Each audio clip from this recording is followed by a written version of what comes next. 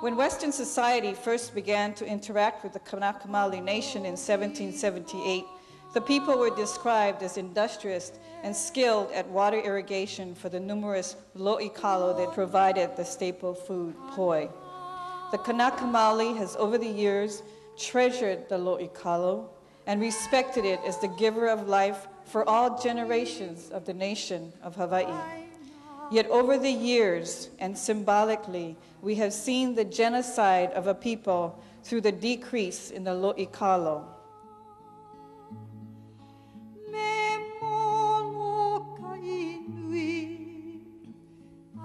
Flour costs $1.97 for 5 pounds. Rice costs $1.99. Beans, expensive beans, cost $4.45. A 5-pound bag of poi for Hawaiians costs $13.68. Now this is a staple we're talking about.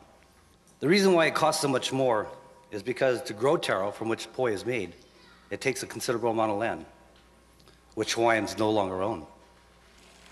It also takes a considerable amount of water.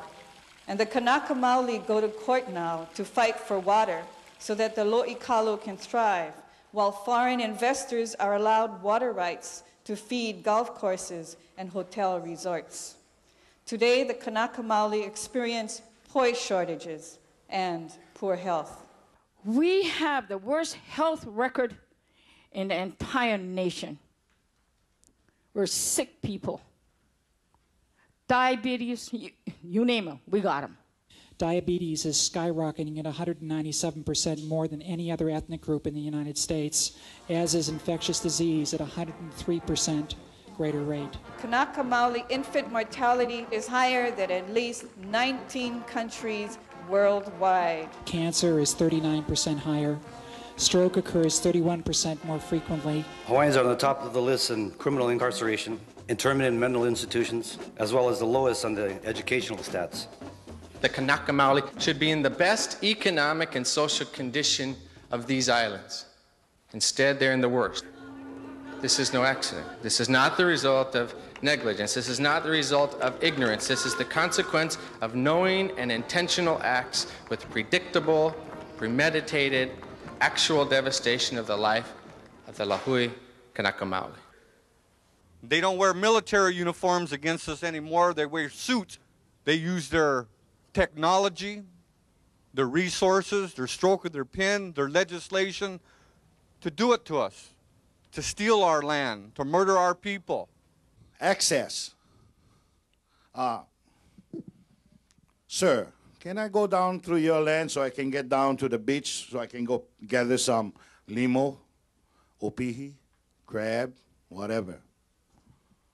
Today, that's what you got to do. You got to learn that word now. Sir, please. Hey, come on. I make a living on these fish. I supply my family with food on the table. What happened to our rights, Maka and Maka? So I'm home to tell my children that we cannot eat today because I was restricted from the beach to the mountain. So maybe we eat tomorrow. So I'm saying that the crimes we talk about are daily crimes. We have to say them. We have to understand them. And we have to tell the world of those crimes.